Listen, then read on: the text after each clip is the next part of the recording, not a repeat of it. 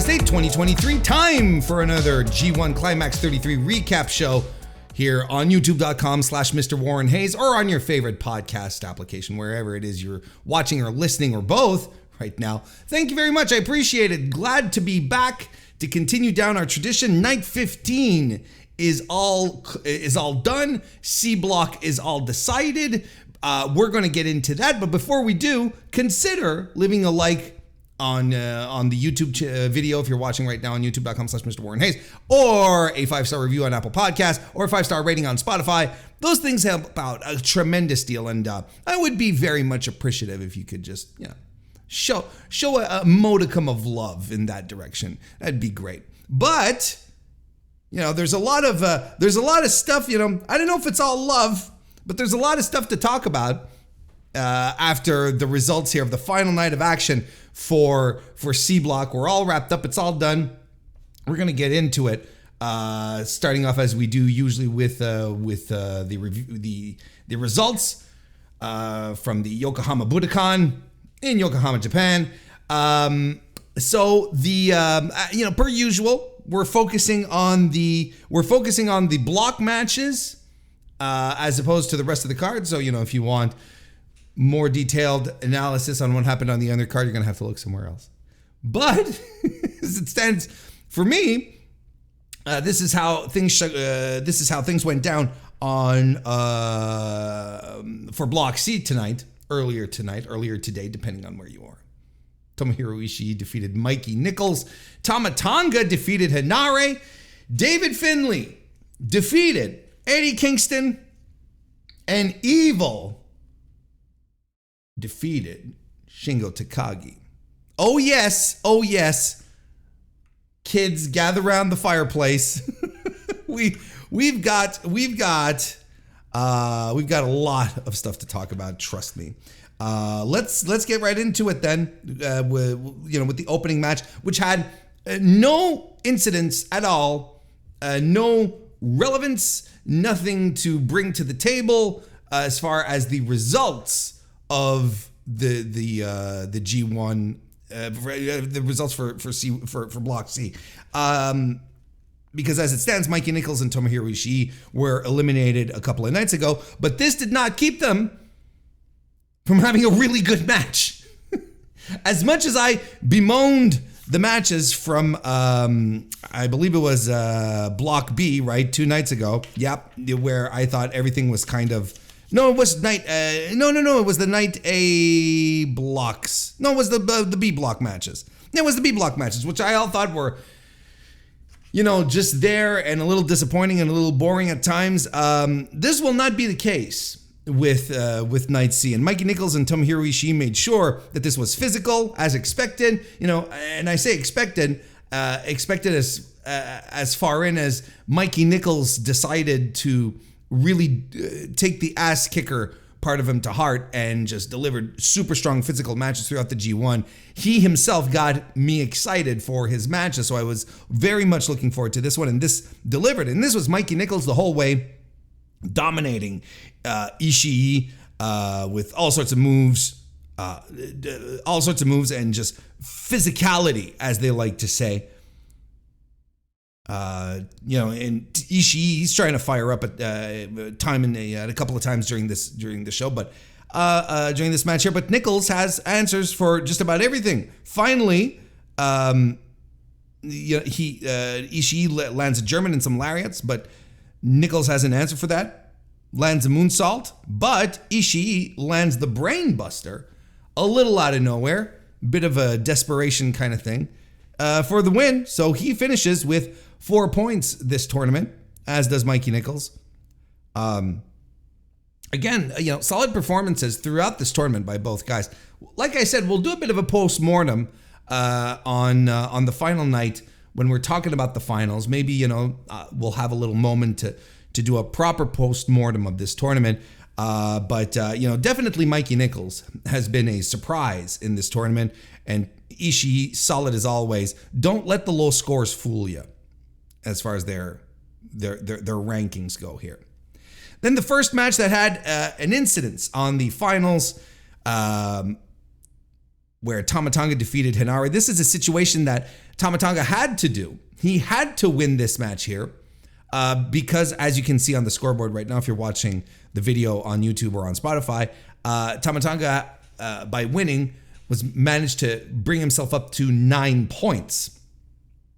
If he had lost to HENARE, he would have been completely out, and that was the scenario that I was envisioning. But clearly, this G1, the theme of the G1, of course, has been unpredictability, and basically, Tama Tonga was able to rally this one to get the win. I will tell you, out of all the matches that occurred on this card, this one was probably my least favorite. Yeah, including, I think I like this less than the main event. We'll talk about that in a little bit. But I don't know, like it lacked, I thought the final stretch was pretty good, but it, again, like, I feel like Tama Tonga has been in this position a couple of times in this tournament where he has to really, where he's in these positions where he's close to being eliminated, or he really needs a win. And I don't feel the urgency coming from him. I felt urgency in matches on, I felt urgency on matches, let's say between Will Ospreay and ELP, right? And on the A block matches as well, I felt the guys who were in positions to win or lose really did go hard on it, and felt like they really needed to clasp onto these points. This is not what I felt by Tama Tonga here. But again, look, not a bad match by any sense, by any description. This was a good match, and HENARE continued to show that he's a powerhouse. That I'm not excluding the idea that he might become the Ishii of the tournament moving forward. Maybe not next G1, but sooner than later. Ishii will not be able to compete at the level he usually does. And HENARE might be a guy who comes and does this. But again, this wasn't HENARE's best tournament, his best match of the tournament.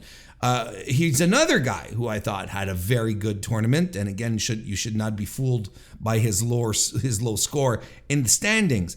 Multiple gun stun attempts towards the end, they're all thwarted. A rampage by HENARE follows. We all think he has this one in the bag, but a DST kind of out of nowhere by Tama Tonga for the win.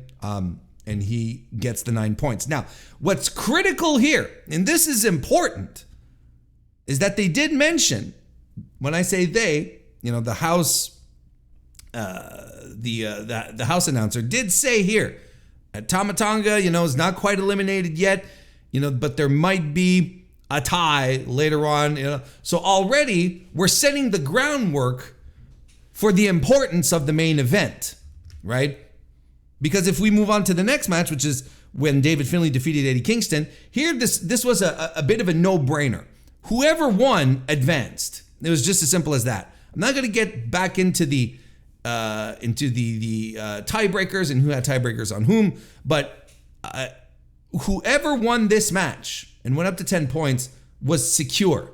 That was it wasn't much of an issue, because if Evil won his match, he would, because look, the tiebreakers basically would serve just to decide who's the top seed.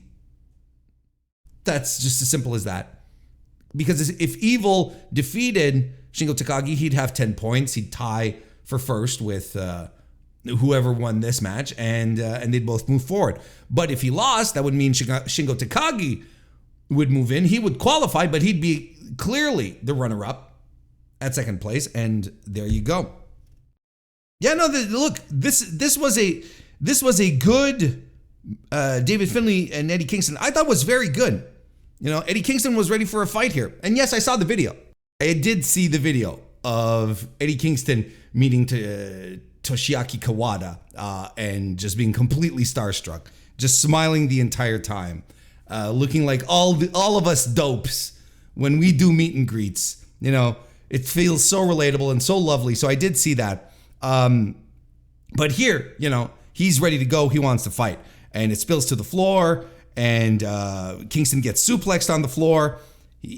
Finlay gets a control period. We get Kingston doing the Kobashi corner chops and an exploder, and they trade a few suplexes. Back on the floor, Finlay brains Eddie Kingston against the steel post, who barely makes it back in by the end of the count. Exploder by Kingston, back fist, and another back fist, goes for the Northern Lights bomb, but Kingston can't cover him in time, so then we get the Into Oblivion by David Finlay, and he can't cover in time, so we're basically back to zero, right? We're back at a reset. We're like, oh no, he kicked out of his finisher, the other guy's gonna win, but then both guys end up kicking out of each other's finishers. So we're back on an even playing field. Don't know exactly what's gonna happen. You get a flurry of offense by Finlay and a spear and an Into Oblivion for a proper victory by the leader of Bullet Club, who finishes the tournament at 10 points, qualifying for the top spot in the block. If I'm not mistaken, I am just going to make very sure of this. That is correct. He is the number 1 seed. Just wanted to double check. Had a moment of doubt. You can't blame me after, a couple of things that have occurred on these reviews. But this was really good, competitive, really strong final stretch, and a great way, I find, for Eddie to leave the G1. Look at that, New Japan deciding that both of their invited guests are not moving forward. This is a period where New Japan is investing in itself. I don't think I should be, I don't think this is necessarily up for debate. This has been, you saw it. You could have seen the comparison with the, let's say, the Best of Super Juniors in 2022 as opposed to this one this year. Whereas in 2022, there were guys from everywhere who were in that tournament. Whereas this year, minimal guests in the tournament, but just a heavy-handed, not heavy-handed, but a heavy presence of New Japan guys. This is all what 2023 is for. It's establishing the future. It's rebuilding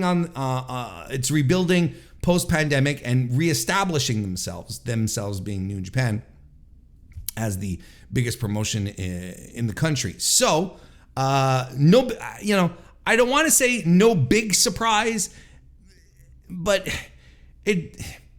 because I think at the very least it's surprising, and we will be able to talk about this for weeks moving forward, but it is surprising that Kiyomiya did not go forward. I can't say that I'm surprised that Eddie didn't, and I can't be surprised at all when you piece it all together to look at the playoffs and them being all exclusively New Japan. You're like, of course, sure, why not? Why wouldn't you do that? That's fine.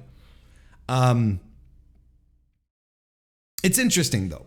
It's interesting nonetheless that neither of the guests move forward. That's all right. The home company should be in a position to say, you outsiders, as good as you are, can't measure up to our level of talent, right? And I think that makes sense. I think that's a good message to send. And we're building guys, we're making guys, although, you could argue Evil has been made for a while. Let's talk about Evil versus Shingo Takagi. And listen, I told you that my least favorite match on the card was Tonga and HENARE. And I'm standing by that. Despite everything I'm going to tell you right now in regards to this match here, where it was just a boatload of shenanigans and interferences. We didn't just get the Dick Togo stuff. No, the entire House of Torture was there. Now, can I get a G1? Can I get just one G1 without having to look at Yujiro just once? Maybe next year, Warren. He's not even competing in the tournament and he still shows up. God damn it. But Shingo really does his best here to fight off all the guys, and at some instances he does, and he's he starts getting he starts getting some upper hands. He lands the Made in Japan on Evil, and the last of the Dragon as well. We all think it's over, but you know, the referee gets dragged out of the ring by House of Torture. So, yeah, and actually by Dick Togo, who comes in a blind spot, counts to 3. Meanwhile, Yujiro rings the bell. So Shingo thinks he's won, when in fact, it's all shenanigans. So they triple team him. And then eventually Bushi and Yodatsuji come out to help Shingo here, because you know, this is not necessarily the playbook for LIJ, right? It's usually, look, you got, you know, go ahead and handle it. But this was just too overwhelming. It was too much.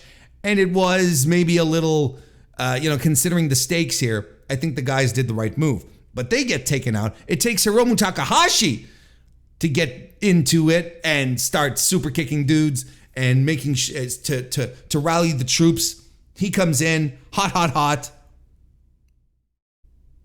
This leads us into the 15-minute mark. Pumping bomber by Shingo. We get 2 minutes left, and we get a low blow by Evil, followed by the Everything is Evil, and unfortunately, it comes to an end.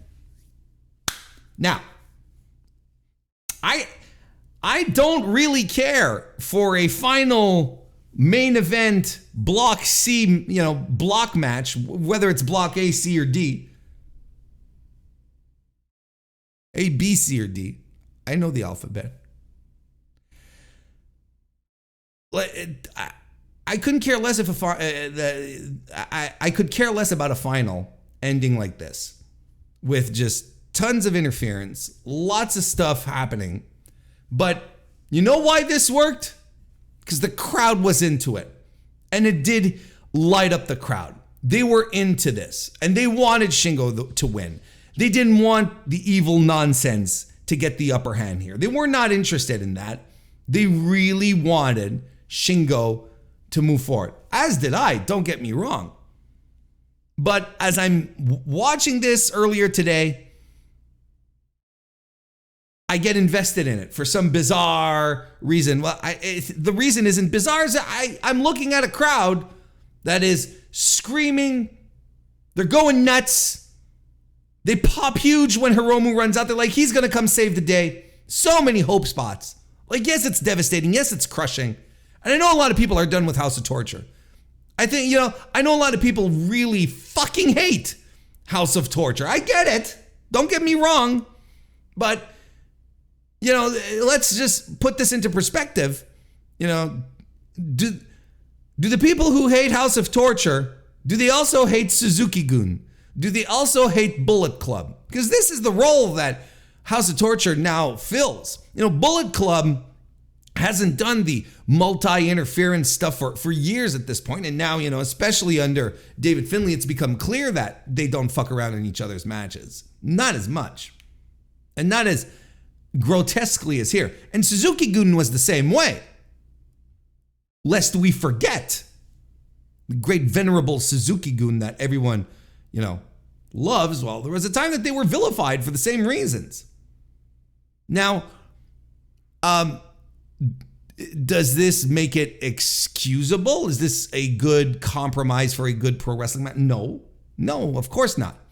But if at the, you know, I'll be damned if I can't tell you that I was entertained and that I wasn't invested in, you know, hoping that Shingo was going to win. So, you know, objective achieved, if you ask me. Mission accomplished. It's hard to argue the opposite. And I think, you know, one of the reasons we're particularly harsh on House of Torture is because is the way House of Torture started. In the depths of the pandemic, with no crowd reactions, empty rooms, and having to sit through evil and Dick Togo nonsense with a completely silent environment, as opposed to crowds going nuts at them, is two different things.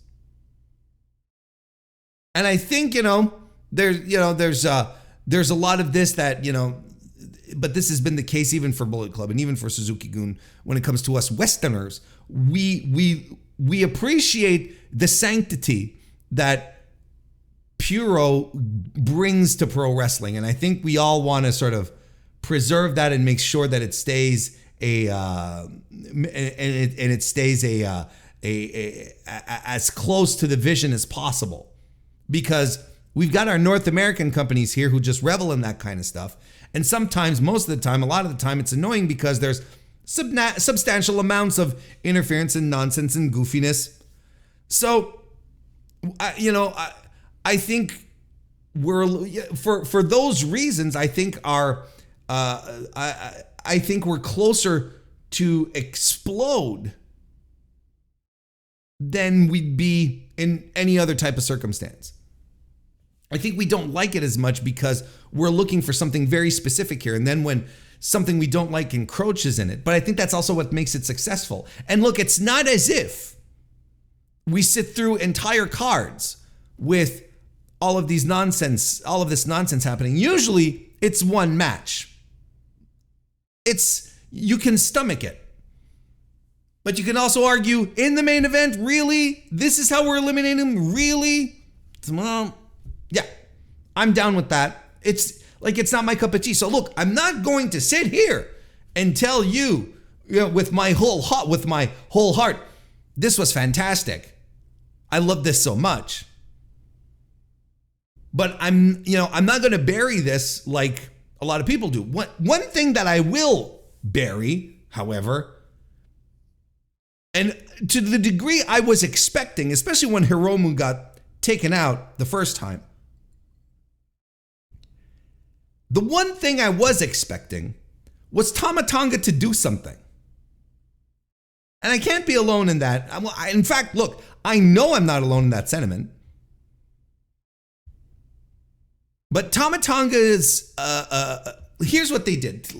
I should have pointed this out before, because this was critical. This is important. This is one of the most important calls that they did in the entire show, was after the Eddie Kingston Dave Finlay match, where they said, depending on the results, if Shingo Takagi wins the main event, we're going to do our play-in, basically the tiebreaker, because both these guys will be tied, and they're tied over a draw. So they said, look, we're going to have an extra match, the play-in, and it will happen after the main event if need be. Now, that to me set the table, which is why I think a lot of people were really frustrated, because the story leading to this, leading to the main event, leading to Shingo losing, was perfectly played. That's what you need to do. You absolutely should get on the microphone and say, hey, we're going to give you the impression that all of this is planned out, that we know what we're doing here. That we're all ready for this eventuality. So they're setting the seed in the brains of everyone watching. It's like, look, Shingo can actually win this. This is a possibility. It's not a wackadoo scenario. He can win this, and if he does, we're getting into a fight immediately after. I was like, okay, let's go. So until that bell is rung at the very end, Tonga's chances of winning are directly tied into Shingo winning. I think like I said, Tonga won his match. He's at 9 points. If Shingo wins, he gets his 9 points. They're tied, and they're tied because of a draw. So there's no tiebreaker. So then we do the play-in at the very end as they announced. So why would Tonga not do anything in this circumstance to come to the aid of Shingo, if only to protect his interest in possibly moving forward? Why did he choose to stay out of this? I think that's something that makes even less sense, unless he jumped on the train, to make the next town. Immediately as he's done, showers hits the bricks. But it doesn't make, it's a nitpick, okay, overall, but I also think it's a bit of a plot hole, because I think that would have made for something very compelling. And I kind of bemoan New Japan for not having the balls to actually do it. To not just have Tama Tonga come in, but not do the play-in at the end. Like, not give us a little something surprising. You know, ultimately, this is why I'm not sitting here telling you Shingo versus Evil was fantastic. Because that's not what I'm saying in the least. That's why I'm not coming in full with my full heart and saying, yeah, this was great. I was entertained. It did what it had to do. Like, for me, got me hook, line, and sinker. But there would have been other ways to really get me into it, really get me invested than just having Evil finish the win with a low blow because the ref is distracted. And then doing everything is Evil, you know, cut and paste, copy paste, every fucking Evil finish of all time. Maybe not every. At least in this run, it feels that way. So does that make sense? I hopefully, you know, there's a part of me that just this match finishes and there's a lot of, yeah, but they could have done this. And I feel like every other scenario would have been more creative, more interesting, and most importantly, more surprising than what we got here. Imagine we could have got the draw. When's the last time? We haven't seen this in very recent G1 history, a draw and an extra match, and that would have been a nice little wrinkle and another great way, you know, just to add all to all the uniqueness that this G1 Climax this year already brought to the table with the you know, the 20-minute time limits and the draws and the, you know, the 8-man blocks, the 4 block, you know, everything clicked this year. Just give us a little something more. I'm a little disappointed that they didn't go bold on this one. So as we mentioned, Evil advances. He's the runner-up. That means, friends and family, that he will be facing his old pal Sanada in the quarterfinals this Thursday, whereas Dave Finlay will be fighting Will Ospreay. That interesting. There's one that you can look. I am done, you know, doing predictions and stuff. The G1 always fucking proves me wrong. But if anything, I would assume Sanada moves forward. And I would assume, look, it could go either way with Ospreay or Finlay. It's going to be a good match. Probably be a great match on top of that.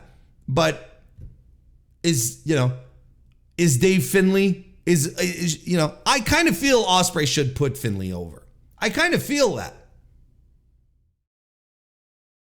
Is that what's going to happen? Look, that's a whole other 9 yards. Because, listen, first of all, okay.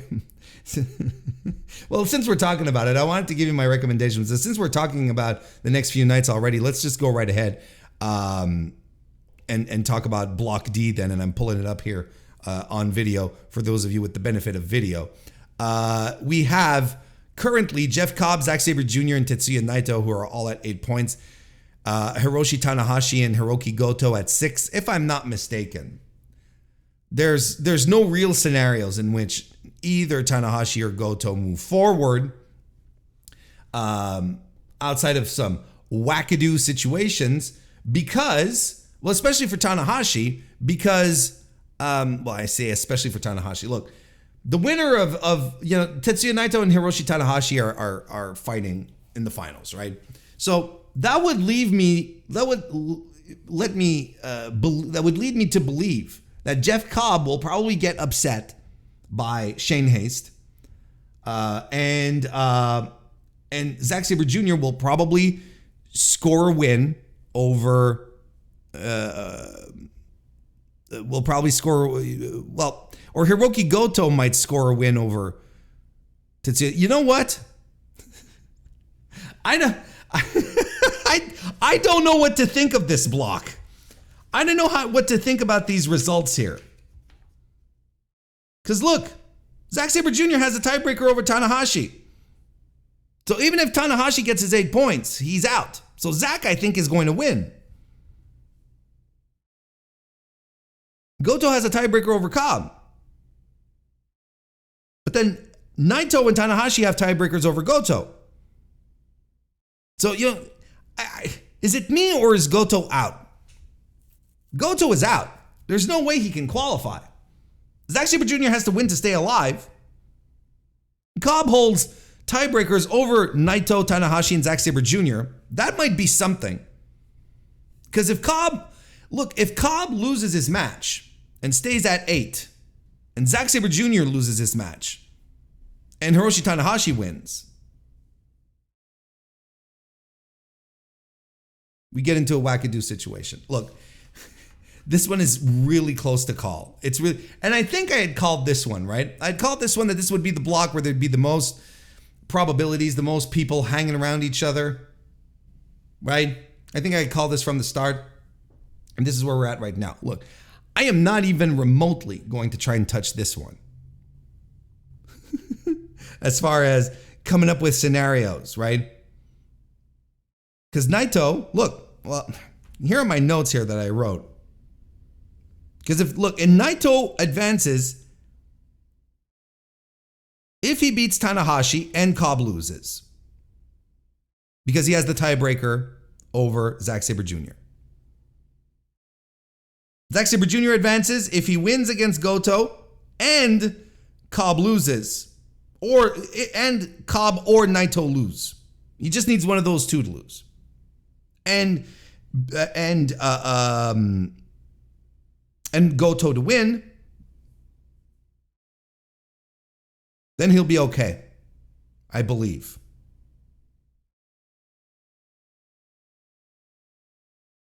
Yeah. Because if Cobb and Naito win, even if Zack wins, he's done.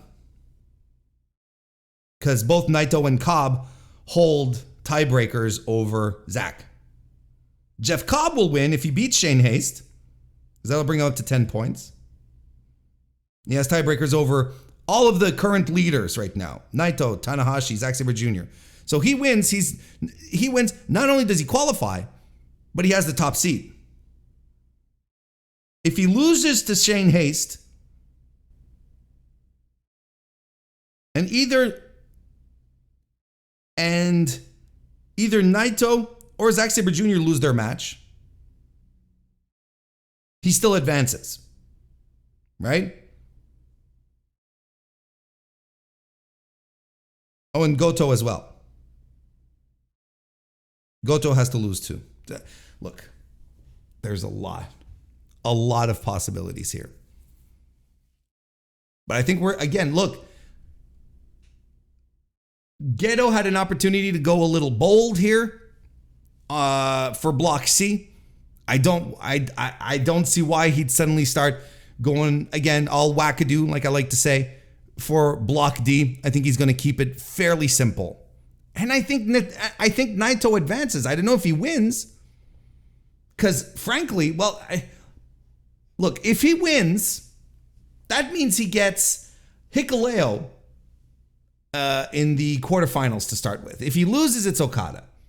I'd have Naito go into the tournament against Hikuleo, who's been billed as right now, he's on a momentum run, and Gedo loves these momentum runs with his monsters, his big guys, trying to get them to move forward here. And that's what he did with Hikuleo. He heated him up so that he will come across as a threat to whoever gets him in the first round. And Naito, the perennial underdog, the guy who's always fighting from beneath, if he wins the block and starts off here, well, then there you go.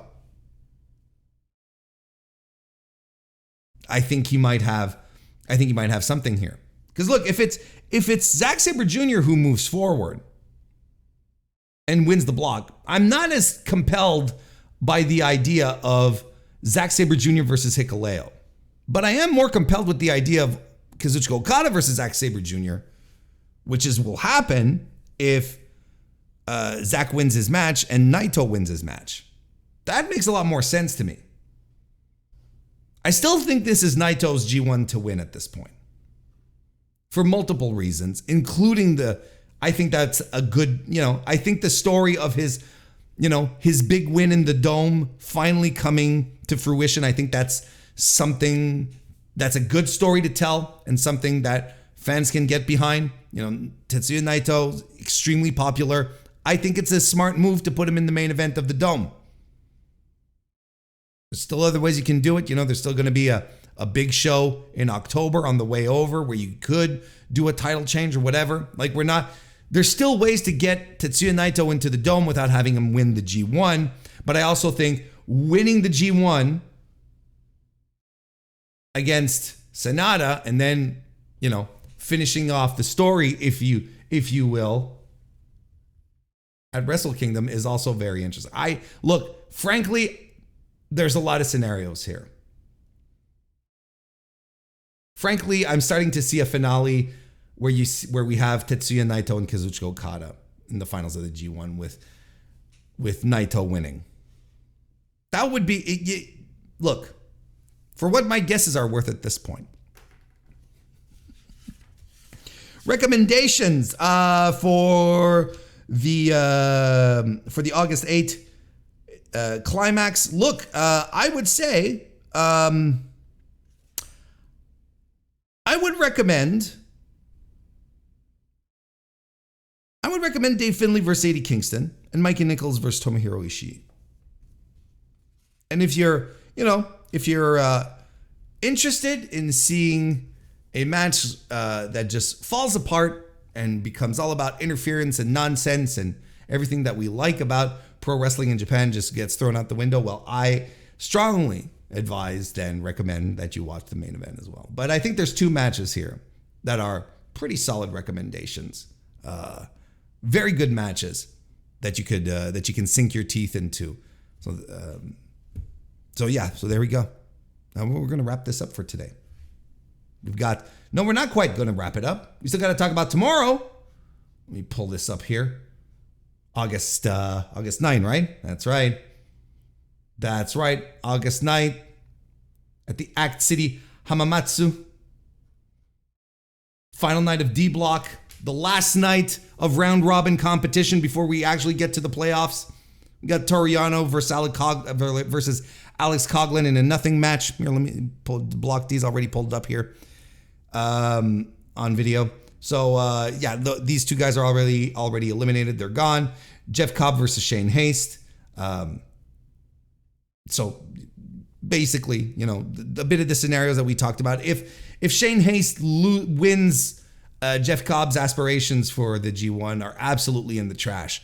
I don't think he'll be making it. But if he wins here, then it becomes a lot more interesting for the next following matches, because then you have Hiroki Goto versus Zack Sabre Jr. You could see a scenario where Goto can spoil the tournament for Zack, but you could also see one where Zack wins.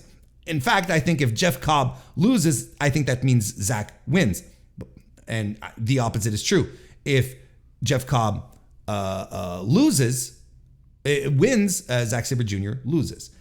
And the main event is Hiroshi Tanahashi versus Tetsuya Naito. We've already broke that down significantly. So, I still, if you're asking me, Naito, block winner, runner-up, Zack Sabre Jr., I think that would make a lot of sense moving forward. So there you have it, folks. Now we'll officially wrap up today's recap of the G1. Hope you enjoyed it. Just a couple more to go. We're literally in the bottom of the 9th, I guess, as opposed to bottom of the 3rd. It's a much better place to be at this point. So thank you for being here. Likes, subscriptions, reviews, ratings, all that stuff. I'll be back tomorrow for another G1 recap. In the meantime, I will be recording the Mr. Warren Hayes Show live tonight at 7 p.m. Eastern. If you're listening to this on the 8th specifically, I will be recording the Mr. Warren Hayes Show live on youtube.com/Mr. Warren Hayes. So come join me if you can. Otherwise, you can catch the replay. Look, wherever you decide to come back and hang out with me, I'll see you next time.